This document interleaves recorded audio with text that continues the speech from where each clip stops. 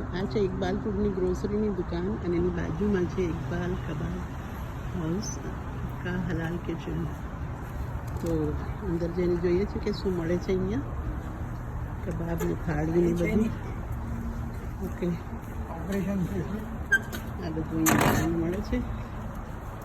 Chicken tikka platter, પછી tandoori fish, chicken કબાબ, Lahori beef કબાબ, બિહારી રોટી કબાબ, કશ્મીરી ચાય ને બધું, અને સમોસાસ અને બધી જાત જાતની ચીજો, હલવા પૂરી ને બધું બી મળે છે અહીંયા. હલવા પૂરી સેટરડે સન્ડે જ હોય છે ખાલી બપોર તક.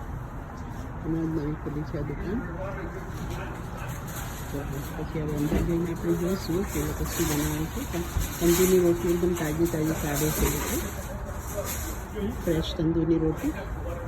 આ કબાબ બને છે બાર્બેક્યુના ઉપર.